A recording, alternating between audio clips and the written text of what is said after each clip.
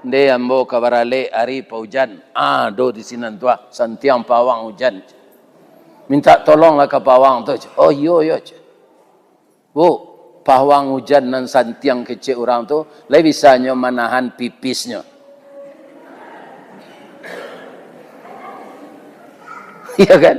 Kalau ndak tasasak pipis, ndak nyuantang ke WC, terpancar di Sarawak tu. Apalagi ke menahan hujan.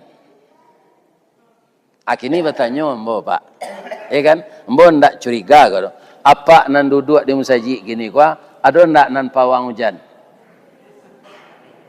Apa para jahil limu kuah ada ndak?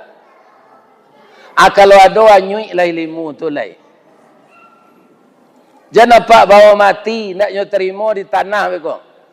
Itu ilmu sihir. Kami memakai ayat Ustaz, tapi ayat diselewengkan.